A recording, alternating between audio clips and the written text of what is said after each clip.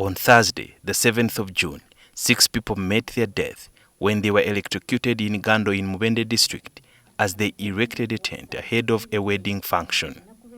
This happened after the steel frames they were putting up brushed on a live power line, endangering those who were carrying them.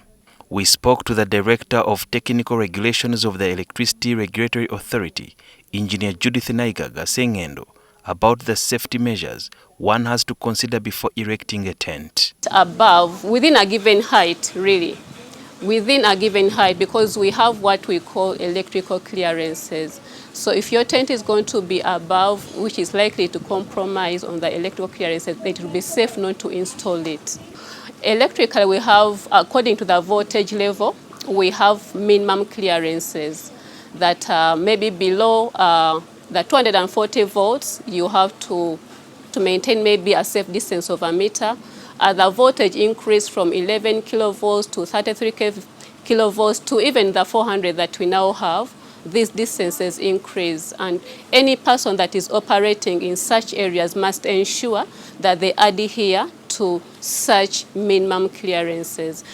The distance between the last tipping point of a tent and a power line must be considered. When you violate the minimum clearances, you enter into what is called a magnetic field. Now, that magnetic field can be either on top, or if the line fell down, it can be the area around that cable, even on ground. So meaning, whether it is up or down, still that same field occurs.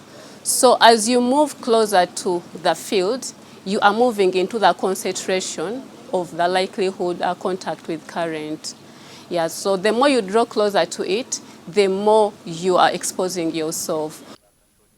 But what happens if it's too late and someone is already being electrocuted? What they can immediately do is probably look for something which is non-conducting. It could be a piece of wood, it could be a piece of plastic, it could be a piece of fiber, something that is non-conducting, to try and push you away from the area of contact. But if they come and get in contact with you to try to pull you away, then they will also get shocked. According to Engineer Nayigaga, once in contact with power, this is what you need to do in case you are still conscious. You need to stay still and ensure that you do not create a path between your body parts. So if you are hanging up, you let go at once and fall. If it's on ground and you have to walk away, you have to jump or hop. You do not move with your legs in step, because as you create a step, you are creating a path for electricity to flow. The engineer further shared some tips on how to save someone being electrocuted in a home. The first thing to do is, first of all, to ensure that the people in your home know where the main switch is, and it is a place that is accessible.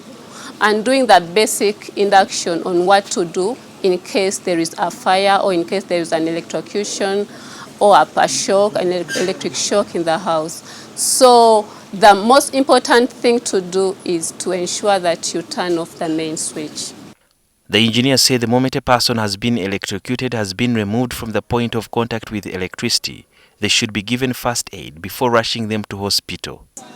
As the level of damage or injury increases, then you're going to administer different first aid. So if someone has been shocked to a level of unconsciousness, then you have to administer the CPR, where you have to try to pump the heart to restart.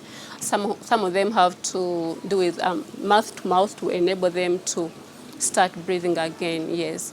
In case you're constructing anything permanent or temporary that is near a power line, you should seek advice from experts, especially on how far you can go going upwards, especially when it reaches time to roof it.